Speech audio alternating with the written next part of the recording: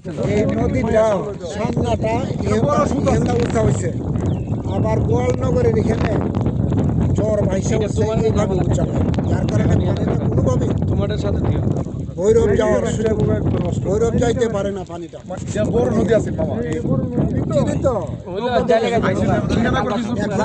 পুকুরের মতো, এটা পারের কাজ হইতে পার হয়ে গেছে, আরেকটা পার হয়ে গেছে ওইদিকে, যার কারণে পানিটা একবারেই যাবে।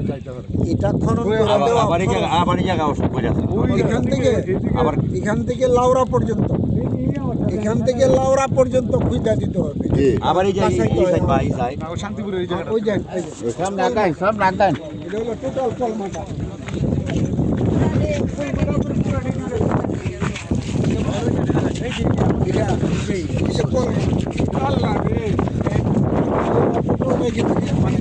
আর ওই সাদাটা দেখলাম আমরা, এই যে গাছগুলো এটা হতে না ঠাকুরিয়া, না না ওই নামটা কি? ওটা আলালপুর। আমি তো এটাই বলতেছি, এদিকে গেছে একবারে আমরা খাওয়া পুরো, এটা তো কলমা আলালপুর। জি জি আলালপুর, আমি চিনি তো, এটা তো বুঝো, এটা তো সব এদিকে ডুবতে ডুবতে একবারে ওই নদীতে বাসসালার জেরে গেছে।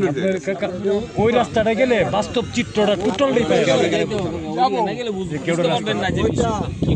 ওইদিকে আদমপুর, ওই দেন পানির তলে সব আদমপুর মানে ওই যে গ্রামগুলো। জি জি জি, পানির তলে সব। আর আমরা সদরের পাইলে তো লড়ু ওই যে আদমপুর তো দেখাই যাইতেছে, ওই যে মুকুল ভাই কেউটা ওখানে লইলে পরে এই জায়গাটা কেউটা হইলো এইদিকে, ওই যে সাদা দেখা যায়, ওই যে সাদা ওখানে গেলে আসলে সাদা পুরো এখানে থেকে বোঝা যায় না, কিন্তু হ্যাঁ এখানে থেকে বোঝা যায় না, বোঝা যায় না, এখানে থেকে কিন্তু বোঝা যায় না, গাড়িটা উঠতেছে না, ওইটা থেকে আপনি টোটাল চিত্রটা পায়। ডাউন আছে এই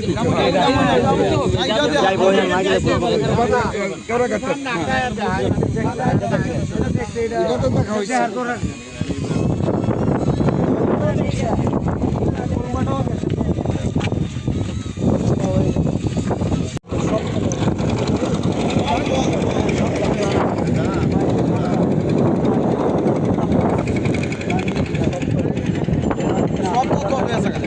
এই যা তারপরে ওই শরীফপুর, শরীফপুর